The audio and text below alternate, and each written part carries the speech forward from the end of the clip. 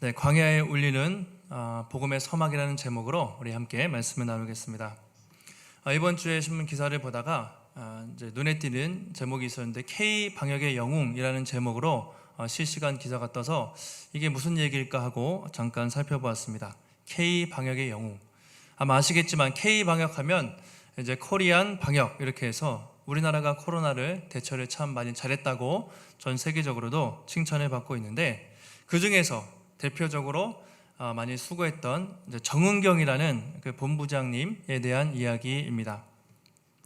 아마 TV를 많이 보신 분들은 대부분 아시겠지만 늘 정해진 시간이 되면 뉴스 브리핑, 그동안 하루 확진자 등 브리핑을 하고, 아마 이 오랜 코로나 기간 중에 가장 많이 고생하신 분 중에 한 분이 아닐까 그런 생각을 하게 됩니다. 이번에 질병관리본부가 아마 질병관리청으로 승격이 됐습니다. 그래서 이제 대통령이 직접 방문을 했어요. 문재인 대통령이 질병관리청에 직접 방문해서 임명장을 주고 격려하는 장면이 사진에 찍힌 것이죠. 근데 보통 장차관급 고위 공직자들을 임명할 때 어디로 부릅니까? 대부분 항상 그랬듯이 청와대로 불러서 가족들과 함께 임명장을 수여하고 사진 찍고 하는데, 이번에는 아주 이례적으로 처음으로 직접 질병관리청에 방문을 해서 임명장을 수여했다는 것이죠. 그만큼 그동안 정은경 초대 청장과 또 많은 의사분들이 그렇게 수고했다는 것을 치하하기 위해서 그렇게 한 것 같습니다. 저는 이 K 방역의 영웅이라는 제목을 보면서 히어로, 영웅이라는 말을 요즘에 잘 쓰지 않는데 이제 떠오르는 분이 한 분 있었습니다. 누굽니까? 우리에게 영웅 하면 바로 예수 그리스도이시죠. 코로나를 막기 위해서 수고한 의사들 또는 모든 국민들이 K 방역의 영웅이라면, 예수님은 단지 코로나 바이러스가 아니라 모든 인류를 정말 죽게 만드는, 영원한 죽음으로 몰아가는 치명적인 죄의 바이러스죠. 이 죄라는 바이러스로부터 우리를 치유하기 위해서 이 땅에 오신 하나님의 아들, 진정한 영웅이라, 이런 생각이 들었습니다. 근데 예수님은요, 그냥 인간들이 죄 때문에 죽어가는 것을 보고 그냥 안타까워하신 정도가 아니라 이 땅에 내려오셨죠. 그리고 내려오셔서 영웅으로 사신 게 아니라 종처럼 사시고 마지막에는 십자가에서 우리 위해서 목숨을 내놓으셨어요. 그러니까 이분은 그냥 영웅이 아니라 정말 하나님의 아들이 직접 이 땅에 내려와서 인간을 위해서 죽었다. 이분이야말로 우리의 진정한 구원자, 참된 영웅이 아닐까 그런 생각을 하게 됐습니다. 근데 문제는 사람들이 예수님을 잘 몰라요. 영웅이라고 생각 안 하죠. 4대 성인 정도. 그래서 오늘 마가가 복음서를 통해서 계속해서 반복하는 것이 무엇이냐? 오직 예수님께서 하나님의 아들이시고 우리의 진정한 구원자이시고 온 세상의 진정한 영웅이시다. 그것을 우리 계속 복음서를 통해서 선포를 하고 있습니다. 우리는 지난주 마가복음 1장 1절 한 절을 살펴봤는데요. 하나님의 아들 예수 그리스도의 복음의 시작이라, 이런 제목의 말씀을 우리가 살펴봤습니다. 이 한 절이 창세기 1장 1절에 비견될 정도로 엄청나게 큰 비중 있는 말씀이라고 말씀을 드렸습니다. 이 사복음서가 근데 동일하게 주제는 다 예수님에 대한 이야기예요. 예수님을 주제로 하지만 각 복음서가 강조하는 포커스가 많이 다릅니다. 예를 들면 마태복음은 예수님의 제자 마태가 유대인들을 대상으로, 그렇죠? 예수님께서 구약 시대에 예언된 그 메시아다라는 것을 유대인들에게 보여주기 위해서 어떻게 합니까? 구약 성경도 많이 인용하고 아브라함의 자손 그리스도 예수, 아브라함의 자손으로 오신 예수님에 대해서 그렇게 설명합니다. 유대인들에게 보내는 복음서기 때문에 그렇게 쓴 것이죠. 반면에 누가는요, 이방인들을 대상으로 썼어요. 이방인들, 하나님을 몰랐던 유대인이 아니라 이방인들을 대상으로 썼기 때문에 하나님의 아들로 오신 예수님의 사람의 아들로 오신 예수님, 예수님의 인자로 오신 예수님에 대해서 강조하고 있습니다. 그래서 예수님의 신성보다는 사람의 아들로 오신, 인자로 오신 예수님에 강조하고, 또 의사였기 때문에 되게 논리적이고 그리고 역사적인 기록, 자료들을 많이 그렇게 끌어들여서 복음서를 기록을 하고 있습니다. 반면에 마가는 어떻습니까? 마가는 또 배경이 달라요. 지난주에 말씀드린 것처럼 로마의 황제, 특별히 네로 압제 아래 정말 죽어가고 고통당하는 사람들에게 복음서를 썼기 때문에 이분이 예수님의 족보를 쓸 필요도 없고 출생 기사를 쓸 필요도 없습니다. 그냥 곧바로 하나님의 아들 예수 그리스도의 복음이다 그러면서 바로 말씀을 쓰고 있습니다. 바로 예수님이야말로 하나님의 아들이다. 승리하신 하나님의 아들이다. 여러분들이 아무리 큰 고난을 받고 있지만 누구든지 예수를 믿으면 소망이 있다. 이 땅에서 죽을지라도 영원한 생명을 얻을 수 있다. 예수 그리스도를 붙들고 고난을 이기십시오. 그래서 마가는 앞에 주저리 예수님의 족보도 필요 없고요. 출생, 예수님이 어떻게 출생하셨는지 별로 필요 없고요. 곧바로 하나님의 아들로 오신 예수 그리스도의 복음의 시작, 그냥 바로 선포하고 있는 것이죠. 그래서 마가복음이 되게 간결해요. 그리고 직설적이에요. 바로 다이렉트로 예수님의 복음에 대해서 선포를 하고 있습니다. 우리가 연극이나 공연을 가면 가끔, 여러분 어떻습니까? 가끔은 무대를 딱 시작하기 전에 어떤 사람이 딱 나와서 자, 오늘 여러분들이 보실 연극의 주제는 이런 내용이고 또 배경은 이렇고 이 연극의 포인트는 이것입니다. 가끔 나와서 설명할 때가 있습니다. 그 다음에 그 사람이 싹 들어가면 무대의 첫 무대가 딱 열리면서 무대의 서막이 열리죠. 그래서 우리가 이것을 서막이다, 이렇게 무대의 첫 번째 막을 서막이다 이렇게 표현하는데, 그래서 무대에 서막이 올린다 그러면 어떤 일을 새롭게 시작한다, 이제 그런 의미를 우리가 가지고 있습니다. 마가는 예수 그리스도, 예수님을 딱 소개하는데 어떻게 소개하냐면 그 앞에 서막을 둡니다. 무대에 서막을 두는데 누구를 통해서? 세례 요한을 통해서 예수 그리스도가 어떤 분으로 오셨는지 그렇게 소개하고 있습니다. 예수님의 이야기를 우리가 드라마로 본다면, 여러분 연극으로 좀 비유를 하자면 무대의 총감독이 누구십니까? 이 무대 뒤에서 이 모든 것을 연출하시는 총감독은 바로 성부 하나님이시죠. 성부 하나님이 모든 것 하나하나의 사건과 역사 뒤에서 이 모든 일들을 다 계획하셨죠. 그리고 무대의 주인공, 주연 배우가 누굽니까? 주인공으로 따지면 바로 예수님.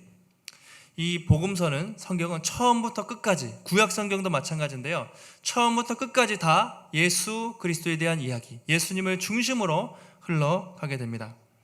그리고 그 무대의 첫 서막을 여는 사람을 바로 세례 요한이 되겠습니다. 자, 마가는 요한을 소개합니다. 소개할 때 먼저 구약 예언을 통해서, 구약에 예언된 선지자임을 소개하고 있는데, 마가복음 1장 2절 한번 보시고 함께 읽습니다. 시작. 선지자 이사야의 글에 보라, 내가 내 사자를 내 앞에 보내노니 그가 내 길을 준비하리라. 선지자 이사야의 글을 보라, 그렇게 되어 있습니다. 자, 2절과 3절 구약 성경을 인용하는데 이사야뿐만 아니라 출애굽기, 말라기 여러 개를 인용해요. 근데 지금 읽은 2절 말씀은 출애굽기 23장과 말라기 3장을 인용한 것입니다. 출애굽기 23장 20절에 보면 이렇게 되어 있어요. 내가 내 사자를 내 앞서 보내어 길에서 너를 보호하여 너를 내가 예비한 곳에 이르게 하리니, 이런 말씀이 있는데, 이게 뭐냐면 하나님께서 이스라엘 백성들을 애굽에서 구원하시기 위해서 모세 너에 앞서서 하나님의 사자를 보내겠다, 이제 그런 말씀이 출애굽기에 있습니다. 말라기 3장 1절에도 보시면 만군의 여호와가 이르노라, 보라 내가 내 사자를 보내리니 그가 내 앞에서 길을 준비할 것이요. 이미 구약 성경에서 예수 그리스도 메시아가 오시기 전에 누군가가 나와서 말씀을 전할 것을 그렇게 예언하고 있습니다. 세례 요한에 대한 말씀이죠. 또 마가복음 1장 3절 다시 한번 보시면 광야에 외치는 자의 소리가 있어 이르되 너희는 주의 길을 준비하라, 그의 오실 길을 곧게 하라, 기록된 것과 같이. 이게 오늘 3장이죠. 광야에 외치는 자의 소리, 너희는 주의 길을 준비하라. 이 말씀도 이사야 40장 3절에 인용된 말씀입니다. 이사야 40장 3절 보시면 외치는 자의 소리여 이르되 너희는 광야에서 여호와의 길을 예비하라, 사막에서 우리 하나님의 대로를 평탄케 하라. 이미 수백 년 또 1000년 이상 이전에 복음서에 구약 성경에서 예언된 것이죠. 근데 이 구절 모두 누구를 가리키냐? 바로 세례 요한이다. 언젠가 때가 되면 메시아 예수 그리스도가 오실 텐데 그에 앞서서 하나님의 길을 준비하는 그 한 사람을 보낼 것인데 그 사람이 누구냐? 바로 오늘 세례 요한이다. 그렇게 말하고 있습니다. 이런 거죠. 우리가 길을 갈 때 앞서서 뭐 정글을 간다, 사막을 간다 그러면 길을 앞에 치면서 길을 여는 사람이 있지 않습니까? 그것처럼 세례 요한이 예수님이 오시기 전에 미리 앞서서 예수님보다 6개월 전에 태어났어요. 세례 요한이 실제로 6개월 전에 예수님보다 미리 와서 세례를 베풀고 하나님의 오실 길들을 사람들에게 마음을 준비시키는 그 역할을 했다는 것이죠. 근데 여러분, 성경에서 보면 이렇게 예수님 빼고 사람 중에 구약 성경에서 예언된 사람이 없습니다. 세례 요한밖에 없어요. 그러니까 말라기에 마지막에 말씀이 딱 선포되고 300~400년 정도 신구약 중간계라고 하죠. 예수님이 오실 때까지 말씀이 없었습니다. 하나님의 계시의 말씀이 중단됐어요. 그래서 사람들은 말씀을 간절히 기다렸는데 드디어 세례 요한이 몇백 년간의 침묵을 깨고 하나님의 말씀을 선포하기 시작했습니다. 그래서 요한은요, 특이한 사람인데 구약 시대의 마지막 사람, 또 신약 시대의 첫 번째 사람, 구약과 신약을 가로지르는 브릿지 역할을 하는, 다리 역할을 하는 그런 중요한 사람이 세례 요한이라는 것이죠. 그래서 오늘 성경에 예언된 사람이다.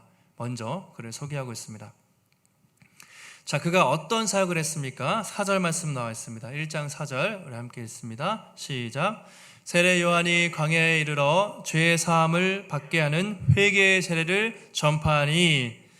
자, 요한이 처음에 선포한 장소는 광야입니다. 광야 중요합니다. 아까도 광야에 외치는 자의 소리 그랬는데 지금도 요한이 말씀을 전한 것은 광야입니다. 광야를 기억하시고 메시지의 내용이 뭐였냐면 죄의 사함을 받게 하는 회개의 세례라고 되어 있습니다. 죄의 사함을 받게 하는 회개의 세례, 이게 요한의 가장 중요한 사역이었습니다. 요한은 이스라엘 백성들에게 여러분 죄의 사함, 죄 용서를 받기 위해서는 반드시 회개를 해야 됩니다. 세례 받는 것도 중요한데 핵심은 회개입니다. 회개. 여러분 곧 메시아가 오실 것인데 여러분 죄 용서를 받기 위해서는 회개해야 됩니다. 여러분의 죄를 회개해야 합니다. 회개를 선포했습니다. 회개 많이 들어보셨을 텐데 이 메타노이아라고 되어 있습니다. 메타노이아, 이전의 삶을 버리고 하나님께 돌아오다. 완전히 삶의 목적과 방향을 바꾸는 거예요. 이제는 나를 위해 살았다면, 전에는 나를 위해 살았다면 이제는 하나님을 위해서 삶의 목적과 방향을 바꾸는 것. 단지 눈물 흘리고 단지 그냥 죄송합니다 하는 것이 아니라 삶의 목적과 방향을 180도 바꾸는 것이 회개인데, 회개해야 됩니다. 죄사함을 받기 위해서는 여러분 회개하셔야 됩니다 하면서 세례를 그렇게 선포했던 것이죠.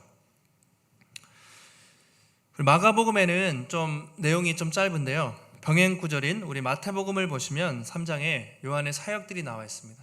요한이 더 많이 선포했던 메시지들이 있습니다. 마태복음 3장 2절에 보시면 이렇게 되어 있어요. 회개하라, 천국이 가까이 왔느니라. 여러분 회개하십시오. 천국, 하나님의 나라가 가까이 왔습니다. 곧 하나님의 나라가 선포될 것입니다. 막 그렇게 선포를 하기 시작했습니다. 놀라운 게 뭐냐면 그 중에 바리새인들하고 사두개인들이 세례받으러 왔어요. 희한하죠? 예수님께는 안 왔는데 세례 요한한테는 막 왔단 말이죠. 근데 요한이 그들을 보면서 책망을 합니다. 뭐라고 합니까? 이 독사의 자식들아, 누가 너희를 가르쳐 임박한 진노를 피하라고 하더냐? 회개에 합당한 열매를 맺고 살아라. 겉으로만 그러지 말고 회개에 합당한 열매를 맺고 살아라. 좋은 열매를 맺지 않는 나무마다 도끼로 찍혀서 불에 던져질 것이다. 막 바리새인들, 사두개인들에게 엄청난 강한 심판의 메시지를 요한이 선포했습니다. 요한의 메시지의 핵심은 바로 어쨌든 회개였습니다. 회개. 사람들이요, 반응이 놀라웠어요. 생각보다 놀라웠습니다. 요한이 세례를 베풀자 반응이 어땠냐면 5절에 온 유대 지방에서 또 예루살렘에서 사람들이 막 몰려와가지고 자기 죄를 자복하고 요단강에서 세례를 막 받았다는 것이죠. 바리새인들, 사두개인들, 종교 지도자들, 연약한 사람들 할 것 없이 온 유대와 예루살렘에서 소문이 나서 야, 세례 요한이 회개를 선포하는데 우리 가서 세례 받아야 될 것 같다. 마음이 막 움직이기 시작하면서 많은 사람들이 왔어요. 제가 지난주에 누구 말씀드렸죠? BTS, 방탄소년단 정도는 아셔야 된다고 했죠. 지금 우리나라의 전 세계 최고의 인기, 탑으로 찍은 우리 청년들이 방탄소년단이라고 한다면, 그 당시에 예수님이 오시기 전에 온 유대 예루살렘의 완전한 최고의 인기는 요한이었어요. 아마 어떤 기록에는 한 30만 명, 수십만 명이 계속해서 요한에게 나가서 세례를 받았다 할 정도로 폭발적인 인기를 끌었습니다. 그래서 요한의 제자들이 많이 생겼어요. 나는 요한의 제자가 되겠다. 세례 요한의 제자들이 많이 생기고, 심지어 어떤 사람은요, 저가 예수 메시아가 아닌가 그런 생각을 할 정도였습니다. 저가 구약에 예언된 메시아가 아닌가 그런 얘기를 많이 들었어요. 물론 요한은 나는 그런 사람이 아니다 얘기했지만 그 정도로 사람들의 반응이 뜨거웠다는 것이죠. 한번 사진 보여주시면, 우리가 세례 요한이 실제로 저기 이스라엘의 성지순례, 성지답사 가보시면 요단강입니다. 요단강은 이제 우기와 건기로 나눠지는데, 건기 때는 폭이 3m밖에 안 된대요. 개울, 또 비가 많이 올 때는, 우기 때는 꽤 넓은 강 이렇게 되는데, 저런 강, 저게 실제로 요단강인데 아마 저 근처에서 요한이 세례를 베풀지 않았을까. 다음도 보여주시면, 여긴 실제로 지금 이스라엘 가면 아마 실제로 세례를 베푸는 세례터라고 되어 있어요. 아마 예수님 또 세례 요한이 저 요단강에서 세례를 베풀지 않았을까. 그렇게 요르단과 이스라엘의 경계에 있는 요단강 세례터가 되겠습니다.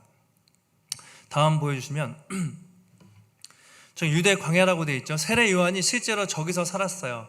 저기 보시면 세례 요한 기념 수도원이 지금도 있다고 하는데, 유대 광야입니다. 사막. 저긴 그래도 풀이 좀 있네요. 다음 보여주시면, 저기가 유대 광야, 실제로 두 개 다 같은 비슷한 사진인데, 예수님도 그렇고요. 예수님이 40일 동안 시험 받았다고 정해지는 저기가 유대 광야고요. 세례 요한도 저런 척박한 땅, 광야에서 저렇게 사역을 한 것으로 전해져 있습니다. 여러분 한번 생각해 보세요. 저런 사막에서 매일 잠을 자고 그렇게 살았다. 얼마나 외롭고 힘들었을까요? 근데 중요한 것은, 여러분, 왜 하나님의 말씀이 왜 저런 광야에서 임했을까 하는 것이죠. 조금만 더 옆에 가면 예루살렘이 있었거든요. 예루살렘에 가면 여러분, 헤롯 성전이라고, 솔로몬 성전과는 비교도 안 될 정도로 헤롯이 엄청나게 큰 성전을 화려하게 지었습니다. 그리고 그 성전 안에 가면 바리새인들, 서기관들, 제사장들, 장로들, 수많은 종교 리더들, 지도자들이 다 있었어요. 근데 하나님은 성전도 있고 리더들도 있는 이 예루살렘이 아니라 왜 아무것도 없는, 방금 보신 사진처럼 저렇게 척박한 광야에서 역사를 하셨을까요? 그것이 오늘 말씀의 포인트입니다. 여러 가지 많은 이유가 있겠지만 가장 큰 이유는 아마 예루살렘이 부패했기 때문입니다. 부패했기 때문에. 겉으로는 화려했어요. 화려한 건물, 수많은 제사장들, 학식 있는 리더들, 랍비들 많이 있었지만 그들이 이미 기득권을 누리고 있었고요. 그들이 이미 돈과 권력을 누리고 있었고 많은 부패한 종교 리더들이 많았기 때문에 하나님은 예루살렘에서는 안 된다. 개혁은 광야에서부터 일어나야 돼. 그래서 아무것도 없는 황량한 광야에 세례 요한을 그냥 놓으시고 그 광야에서부터 광야에 외치는 자의 소리를 통해서 하나님의 길을 예비하라, 그렇게 말씀하신 것이죠. 그리고 수많은 사람들이 화려한 예루살렘 성전이 아니라 광야로 나와서 회개를 하고 세례를 받기 시작했다는 것입니다. 저는 여기에 하나님의 놀라운 섭리가 있다고 생각해요. 우리 생각에 우리 같으면 어떤 일을 하려면 모든 조건과 상황이 완벽히 갖추어져 있어야 할 수 있다, 그렇게 생각하기 쉬운데 하나님은 그렇지 않습니다. 하나님은 모든 것이 완벽히 갖추어진 조건과 환경이 아니라 오히려 부족하고 결핍되고 연약한 환경들, 또 부족한 사람들을 통해서 역사하시는 것이 바로 하나님의 역사라는 것이죠.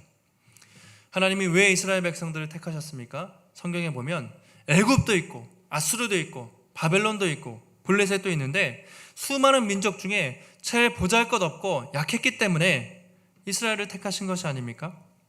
예수님이 제자를 택하실 때 여러분 예루살렘에 가면 바울처럼 당대 최고의 그런 지식을 가진 유명한 지식인들, 종교 지도자들, 율법사들 많았어요.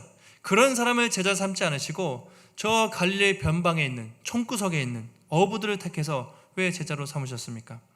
바로 약한 자들을 통해서 역사하시는 것이, 부족한 환경 속에서 역사하시는 것이 하나님의 뜻이기 때문이죠. 하나님의 은혜이기 때문입니다. 우리가 받은 구원도 그렇지 않습니까? 여러분, 세상 사람들보다 여러분들이 더 나은 조건과 자격을 갖추어서 내가 구원받았다, 내가 하나님의 백성이 되었다 생각하십니까? 전혀 그렇지 않죠. 오히려 우리가 부족하기 때문에, 저들보다 우리가 하나님 없으면 살 수 없기 때문에, 약하고 부족하기 때문에 하나님이 우리를 택하셨다는 것이죠. 그것을 우리가 은혜라고 합니다. 우리의 공로가 아니라 은혜. 바로 하나님은 이렇게 은혜로 역사하는 분이라는 것을 오늘 말씀을 통해서도 우리가 알 수 있습니다. 여러분, 광야에 대한 말씀 주제로 많이 들어주셨을 텐데, 간단하게 말씀드리면 광야는 이중적인 의미가 있잖아요. 부정적인 의미가 있고 긍정적인 의미가 있습니다. 자, 부정적으로 먼저 광야는 사람이 살지 않으니까 황량합니다, 외롭습니다, 춥습니다, 배고픕니다. 그러나 한편으로 긍정적인 측면에서 광야는 어떻습니까? 오직 하나님만 의지할 수 있는 곳이죠. 광야에서는 아침부터 저녁까지 하루를 살아도 정말 한순간도 하나님의 도우심, 하나님의 돌보심이 없으면 살 수 없는 것이 바로 광야죠. 그래서 성경을 보면요, 이런 하나님의 역사가 광야에서 많이 나타났다는 것을 우리가 알 수 있습니다. 대표적으로 이스라엘 백성들이 애굽에서 탈출한 뒤에, 출애굽한 뒤에 40년 동안 광야에서 방황했지만, 여러분, 이스라엘 백성들이 광야가 행복했을까요? 가나안 땅이 행복했을까요? 가나안 땅은 젖과 꿀이 흐르는 땅이지만 완전히 타락해서 멸망해버렸어요. 그래도 광야는 힘들었지만 만나와 메추라기가 있었고 구름 기둥과 불 기둥이 있었기 때문에 하나님을 더 깊이 만나고 하나님의 은혜를 체험할 수 있는 장소가 바로 광야였습니다. 다음 주에 살펴보겠지만 예수님께서도 공생애를 시작하시기 전에 가장 먼저 하셨던 것이 세례를 받으시고 광야에서 훈련 받으신 것이죠. 그곳에서 사단에게 시험을 받으셨지만 하나님을 더 깊이 만나셨던 것입니다. 그래서 광야는 척박한 곳이지만 반대로 하나님을 가장 깊이 만날 수 있는 기회의 땅이 된다는 것이죠. 여러분, 요즘 우리가 흩어져 있잖아요. 지금도 각 가정에 흩어져 있습니다. 모여서 예배드리지 못하고 흩어져 있는데, 아유 힘들다, 언제 모여서 예배드리나. 저도 처음에 그렇게 생각했어요. 여러분, 그렇게 생각하지 마시고, 이 시간을 통해서 우리가 광야의 영성을 내가 좀 배워야겠다, 이렇게 생각하시면 좋겠습니다. 지금 여러분은 다 온라인으로 대부분 다 시청을 하고 계실 텐데, 광야의 학교에 입학하신 거예요. 이 코로나가 시작되는 순간 나는 새로운 학교에 입학했는데 광야의 학교에 입학했다. 여러 가지 불편한 점도 있지만 여러분, 삶 속에서 광야를 시간을 잘 보내면 우리가 하나님을 더 깊이 만날 수 있어요.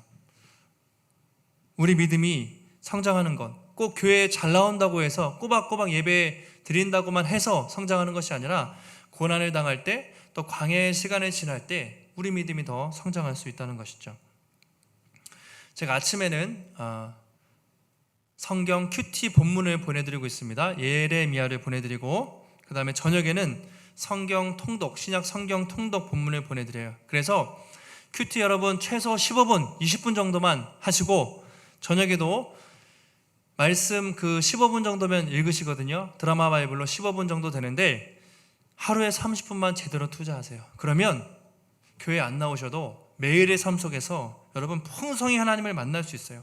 그 광야의 시간을 통해서, 광야에서 요한이 하나님을 깊이 만났던 것처럼 여러분의 매일의 일상 속에서, 삶 속에서, 또는 골방에서 아침에 큐티로 하루를 시작하고 저녁에 성경을 통독하면서 하루를 마치면 충분히 저는 이 광야의 시간을 통해서 우리 믿음이 더 성숙할 것이다. 그래서 우리가 몇 주 후에, 한두 주 후에 다시 만나면 여러분의 얼굴이 더 빛나 있을 수도 있습니다. 더 신앙이 성장할 수도 있다는 것이죠. 요즘 교회에서 일어나는 일들을 보면서 여러분 무슨 생각하십니까? 다 동일하시겠죠? 결론적으로 교회도 광야의 영성이 필요하다 생각이 들었습니다. 광야의 영성. 교회가 그동안 어땠습니까? 부풀리는데 모든 포커스가 있었어요. 더 큰 건물, 또 화려한 건물을 지어야 했습니다. 더 많은 사람이 모여야 성공한 교회라고 했습니다.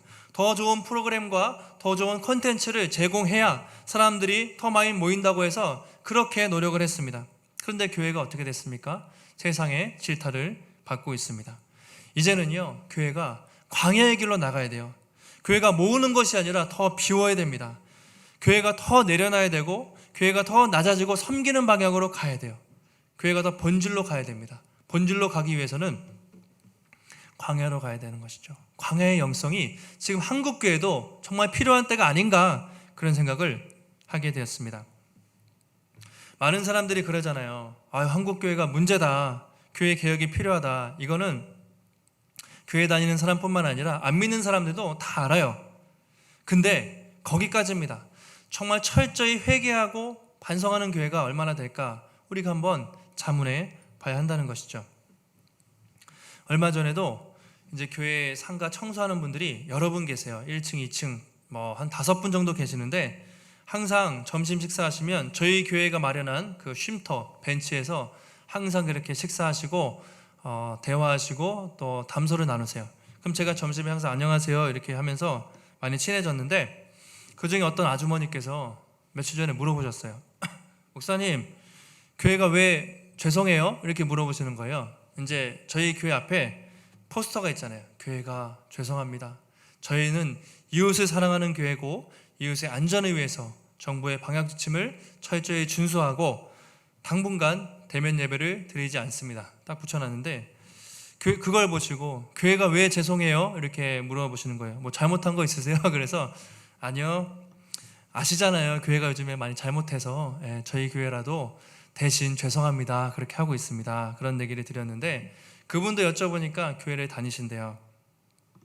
가끔 저거 띄워보니까 우리가 뭐 별로 잘못한 것도 아닌데 뭐 죄송하다라는 말을 왜 쓰나, 그런 생각도 들지만, 억울한 마음도 있지만, 지금 이 교회의 문제는요, 그냥 특정 몇 개의 교회의 문제가 아니라, 또 그들을 지적할 것이 아니라 한국 교회의 문제고 우리 모두의 문제고 나의 문제라고 생각하고 지금 회개하면서 나가야 할 때라는 것이죠. 남들 욕하기는 너무 쉬워요. 내로남불. 근데 내 문제로 여기고 회개하는 것이 참 쉽지가 않습니다. 저는 그러면서 이 코로나가 한국 교회를 새롭게 하기 위한 하나님의 뜻이다, 이것은 하나님의 계획이다라고 점점 더, 처음에는 잘 몰랐는데 이 시간이 길어지면서 점점 더 확신하게 돼요. 이것은 하나님의 뜻과 크신 계획이 아니면 이렇게 길게 하나님이 고난을 허락하실 이유가 없다. 하나님의 확실한 뜻이 있다, 그런 생각을 갖게 됩니다. 저는 이 말씀을 보면서 어쩌면 진정한 부흥과 개혁은 우리가 말하는 그 유명한 교회들, 강남에 있는 교회들, 큰 교회들, 그런 교회에서 시작되기 힘들 수도 있겠다 생각을 했습니다. 왜냐하면 예루살렘 성전이 그랬던 것처럼 오늘날 많은 교회들이, 큰 교회가 다 잘못된 것은 아니지만 대부분 오래된 교회들, 또 크고 힘 있는 교회들이 세상의 기득권 세력으로 이미 안주하고 있을 때가 많기 때문이죠. 중세시대도 그랬고요. 교회 개혁은 주류에서 생긴 게 아니라, 메이저가 아니라 항상 마이너에서, 광야에서 생겼어요. 그런 면에서 우리가 규모는 작지만 여러분, 작은 교회들이 더 소망이 있을 수가 있습니다. 우린 잃어버릴 게 없잖아요. 지금 시작이기 때문에 지금부터 우리가 잘하고 나가면 하나님이 이런 작은 교회들을 통해서, 광야의 교회들을 통해서 하나님이 다시 한번 교회를 회복시킬 수 있겠다, 그런 확신을 갖게 됐습니다. 우리가 이 모든 광야의 시간을 통해서 여러분, 하나님을 더욱더 깊이 경험하고 한국 교회가 다시 광야의 영성을 회복해서 하나님께 또 쓰임받는, 또 복음의 숲교회가 되기를 소원합니다. 다음으로 마가가 요한의 모습을 기록하고 있어요. 요한의 모습, 사도 요한이 어떤 모습으로 살았고 어떻게 사명을 감당했는지 우리 6절 말씀 보시면 함께 있습니다. 6절 시작. 요한은 낙타 털 옷을 입고 허리에 가죽띠를 띠고 메뚜기와 석청을 먹더라. 요한이 아까 광야에서 낙타 털옷, 또 가죽띠 그랬는데, 이거 잘못 생각하면 낙타 털옷에 가죽띠면 천연 가죽, 요즘으로 말하면 되게 좋은 옷 아닌가? 이렇게 생각할 수도 있지만, 당시의 낙타 털 옷과 이 가죽띠는요, 가장 평민들 또는 가난한 사람들이 입는 그런 복장이었습니다. 그리고 메뚜기와 석청을 먹었다고 했죠. 메뚜기는 아시겠지만 석청은 들에서 나는 야생꿀 또는 들꿀로 말하는데, 꿀 중에서도 지금 말하면 야생꿀 하면 되게 좋은 건데 생각하겠지만 가장 낮은 등급의 종류의 하찮은 꿀이었어요. 자, 메뚜기 얼마 있으면 이제 금방 추석이 와요. 벌써 9월을 찍고 곧 9월 말 10월 초에 추석이 다가옵니다. 시간이 너무 빠른데 저희도 이제 추석이 되면 양가 부모님을 찾아뵙고 보통 인사를 드리지 않습니까? 저희 집은 이제 강원도에 있으니까 강원도에 가면 항상 갈 때마다 할아버지께서 저희 아버지가 손주들에게 메뚜기를 잡아줬어요. 여기는 메뚜기가 잘 없는데 가면은 논에 거기는 아직도 좀 깨끗해서 메뚜기가 많거든요. 메뚜기를 잡아다가 메뚜기를 튀겨가지고 이게 영양가에 좋다고, 몸에 좋다고 애들한테 몇 번 이제 준 적이 있습니다. 애들이 징그러워서 이게 못 먹는데 한 번 또 먹어보면 고소하고 또 맛있잖아요. 가끔은 이제 뷔페에 가면 메뚜기 튀김이 있어요. 보신 적 있으세요? 메뚜기, 그만큼 요즘에는 메뚜기가 고급 요리, 또 석청하면 만약에 천연꿀이라 하면 최고의 재료가 되겠지만 당시에는 가장 천한 사람들, 가난한 사람들이 먹는 것이 메뚜기와 석청이었습니다. 그만큼 왜 이것을 마가가 기록하냐면 그만큼 요한이 검소하고 소박한 삶을 살았다는 것이죠. 요즘 말로 하면 심플 라이프, 미니멀 라이프를 살았어요. 요한은 벌써 2000년 전에 이 미니멀 라이프를 살았던 사람이 세례 요한입니다. 필요 없는 거 다 버리고 최소한의 것으로 살았던 것이죠. 우리도 요즘에 좀 미니멀 라이프를 배워야 돼요. 이게 배울 게 많은데 어쨌든 요한의 삶을 통해서 검소하고 또 소박한 모습을 우리가 볼 수 있습니다.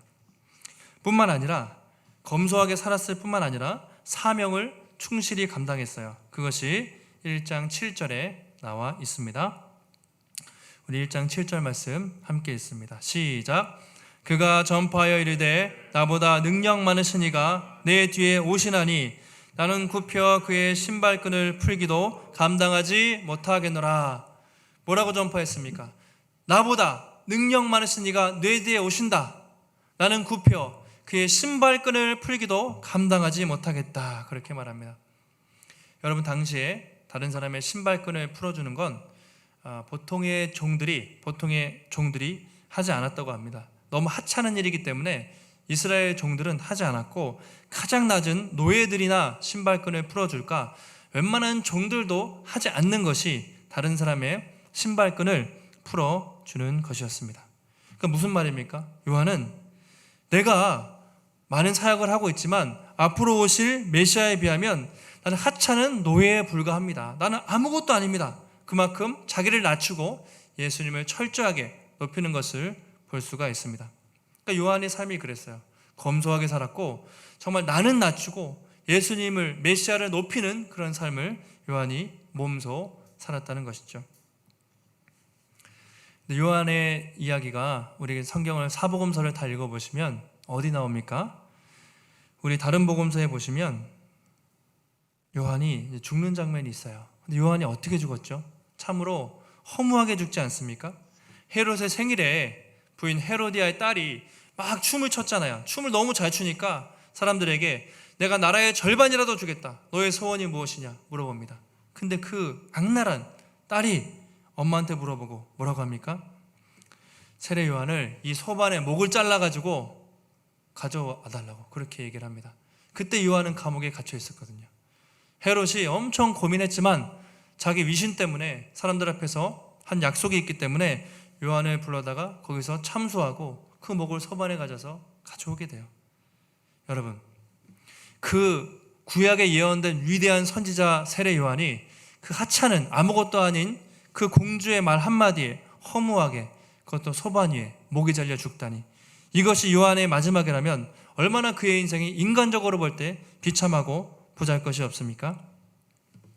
놀라운 게 예수님이 요한에 대해서 뭐라고 평가하시는지 아십니까? 예수님이 여자가 낳은 자 중에 이보다 큰 자가 없다. 인간 중에 여자가 낳은 자 중에 요한보다 큰 이가 없다. 정말 그만큼 세례 요한은 이 땅에 태어난 인간 중에 가장 큰 사명을 감당한 사람이다. 예수님이 그렇게 평가를 합니다. 왜요? 비록 짧은 인생을 살았지만 3, 40 살았을까요? 짧은 인생을 살았지만 하나님이 주신 그 사명을 누구보다 잘 감당했기 때문이죠. 요한은 당시에 인기가 많았다고 했잖아요. 근데 교만하지 않았고 계속해서 메시아를 높이는 삶을 끊임없이 살았습니다. 나는 메시아를 준비하는 사람이다. 나는 광야에 외치는 자의 소리야. 나는 광야에서 그분의 오실 길을 준비하는 사람이야. 아마 그도 포기하고 싶었겠고 그가 제사장이기 때문에 예루살렘으로 돌아가서 편하게 살려면 살 수도 있었어요. 그런데 광야에서 메뚜기를 먹고 석청을 먹으면서 매일매일 광야에 외치는 자의 소리, 메시아가 올 때까지 회개하라 회개하라 끊임없이 그 사명을 감당했던 것이죠. 예수님이 막 사역을 이제 요한 뒤에 사역을 시작하신 다음에 이상하게 사람들이 예수님에게로 몰려가요. 왜냐하면 예수님이 요단강에서 세례를 베푸시니까 이제 분위기가 반전돼서 요한에게 안 가고 예수님에게 막 사람들이 몰려갑니다. 요한의 제자들이 요한에게 물어요. 아니 선생님, 사람들이 저 예수라는 갈릴리에서 온 그 사람한테 세례받으러 다 가는데 우리 어떻게 합니까? 요즘 말로 하면 한참 장사 잘 되고 있는데 이웃집에서 뭐가 새로 개업한 거예요. 그래가지고 장사 잘 되면 하니까 막 다른 데로 막 가가지고 장사가 안 돼요. 그런 거랑 비슷할 수도 있습니다. 인간적으로 안타깝죠. 근데 요한이 뭐라고 합니까? 그때 요한이 하는 대답이 참 훌륭합니다. 요한복음 3장 30절에 요한이 제자들에게 이렇게 대답을 합니다. 같이 한번 읽어보겠습니다. 시작. 그는 흥하여야겠고 나는 쇠하여야 하리라 하니라. 다시 한번 읽겠습니다. 시작. 그는 흥하여야 하겠고 나는 쇠하여야 하리라 하니라. 그는 흥하여야겠고 그는 높아져야 되고 나는 낮아져야 된다. 이것이 내 정체성이다. 나는 비록 사람들이 나에게 안 오고 저분에게 가도 저 메시아가 높아지면 되지 나는 망해도 좋다. 이것이 세례 요한의 일평생 정체성이었습니다. 여러분, 저는 이 고백이 너무 중요하다고 생각해요. 요한은 만약에 제자들이 많아지고 인기가 높아졌을 때 내가 메시아다, 내가 뭐 선지자다 뻥치면서 그렇게 할 수도 있었어요. 자기 인기를 위해서. 그런데 전혀 그러지 않고 사람들이 다 예수님에게 몰려갈 때 나는 망해야 되고 그는 흥해야 되라, 그는 높아져야 된다 하면서 사람들을 다 예수님께로 보내고 자기는 역사 속의 무대 뒤로 그렇게 낮아지게 되는 것이죠. 바로 이것이 요한의 정체성이었고 요한은 일평생 그의 사명을 감당하다가 그렇게 죽은 것이죠. 여러분 어떻습니까? 여러분 자신의 정체성을 제대로 알고 계십니까? 그리고 하나님이 주신 그 사명을 날마다 감당하는 삶을 살고 있습니까? 한번 자신을 돌아보시기 바라요. 나는 낮추고 예수님을 높이는 그런 정체성을 가지고 살고 있는가? 제가 집사람에게도 말을 했는데요. 이제 몇 개월째 아이들이 학교를 안 가잖아요. 고작 일주일에 한 번 가다가 지금은 일주일에 한 번도 안 가고 매일 집에 있습니다. 하루 세끼 밥하고 청소하고 빨래하고 다음날도 밥하고 설거지하고 청소하고 빨래하고 중간에 뭐 합니까? 애들이 싸우고 빨래하고 밥하고 싸우고 이렇게 매일 거의 그렇게 살아요. 인간적으로 볼 때 얼마나 힘들까. 저도 참 옆에서 보고 있기가 안타까워요. 조금씩 도와주려고 하지만 많이 부족한데, 그래서 이런 얘기를 했습니다. 이걸 그냥 이렇게 생각하면 너무 힘들고 사명이라고 생각하자. 사명. 힘들지만 지금 이 순간 하나님이 우리에게 자녀들을 맡기신 사명이 있다고 생각하고 우리가 좀 사명감을 가지고 기쁨으로 하자, 그런 얘기를 했습니다. 이 시간에 아이를 돌보고 계신 모든 부모님들, 또 요즘에는요 할머니 할아버지들이 애들을 그렇게 많이 보세요. 막 등이 휠 정도로 저희 교회 성도님들도 그렇고 이 동네 주변에도 할머니 할아버지들이 유모차 끌고 애기들 막 낑낑 안고 다니시는 분들이 되게 많은데, 여러분 얼마나 힘드시겠어요. 매일 학교도 안 가는데. 여러분 아무리 몰라줘도 그게 사명이라면 하나님께서 다 보고 계세요. 여러분 다 힘내시기 바랍니다. 저 같은 목회자들도 여러분 사명감이 없으면 요즘 같은 때 어떻게 사역을 하겠습니까? 인간적으로 생각할 때 세상에 할 일도 많은데, 그렇죠? 이런 교회 개척해가지고 생고생하나? 어떻게 생각하면 그런 생각이 가끔 올라올 때가 있어요. 근데 이것을 사명으로 생각하면 지금 같은 어려운 시대, 사람들이 힘들어할 때 이 하나님의 말씀을 전하는 자로 세우셨다는 이 사명감, 이게 얼마나 감사해요. 그래서 하나님께 감사합니다. 제가 정말 사명을 가지고 말씀을 준비하고 말씀을 선포하고 사람들을 섬기겠습니다. 이 사명으로 생각하면 힘들지 않고 기쁨으로 변화될 수 있다는 것이죠. 그래서 여러분 생각해 보세요. 사명감이 있으면요, 남들이 볼 때 아무리 그 일이 하찮아 보이는 일이라도 의미가 있습니다. 사명감이 없으면 남들이 아무리 알아주는 일도 소용이 없는 거예요. 의미가 없어요. 말씀을 정리하겠습니다. 저는 오늘 말씀을 준비하면서 정말 자신의 정체성을 제대로 알고 또 하나님이 주신 사명을 따라 사는 사람이 얼마나 복된가, 그것을 요한을 통해 돌아보게 되었습니다. 지금 우리가 각자 다른 위치에 있습니다. 다른 환경에 있습니다. 또 다른 사명을 가지고 살아가지만 우리에게 공통된 사명, 공통된 정체성이 있습니다. 그것이 무엇입니까? 나는 망하고 그는 흥하여야 되는 것이죠. 나는 죽고 예수를 높이는 것, 나는 죽고 예수를 전하는 것이 요한뿐만 아니라 우리 모두의 공통된 사명이라는 것이죠. 지금 우리가 어떤 상황에 있든지 또 지금 내가 하는 일이 남들이 알아주지 못하는 그런 일일지라도, 아무리 하찮아 보이는 일일지라도 그것이 하나님이 부르신 사명의 자리라면 하나님이 그 일을 기쁘게 받으실 줄 믿습니다.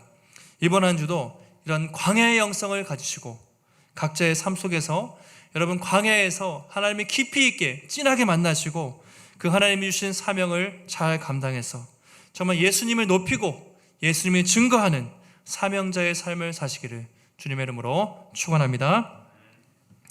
하나님 감사합니다. 오늘도 우리를 불러주시고 주님의 귀한 말씀을 듣게 하시니 감사합니다. 우리가 요한을 통해서 하나님 광야에 외치는 자의 소리, 비록 인간적으로 볼 때는 외롭고 또 힘든 삶이었지만 하나님의 사명을 감당할 때 그가 얼마나 복된 삶이었는지 말씀을 통해 깨닫게 됩니다. 먼저 우리가 개인적으로 날마다 하나님 홀로 있는 시간, 광야의 시간이 어렵지만 그 시간을 통해서 살아계신 하나님을 더 깊이 만나고 이 광야의 시간을 통해 우리의 믿음이 더 성장하게 하시고 또 한국교회가 너무나 부유하게 너무나 외적인 성장에 치중이 왔는데 광야의 영성을 가지고 이제는 더 낮아지고 더 겸손하고 더 섬기는 삶을 통해 다시 한번 교회가 회복될 수 있도록 도와주시옵소서. 이번 한 주간도 우리 주님의 말씀을 붙들고 주님과 동행하며 우리에게 허락하신 사명을 잘 감당하는 사명자의 삶을 살게 하시기를 간구하오며 모든 말씀 거룩하신 예수님의 이름으로 기도하옵나이다. 아멘.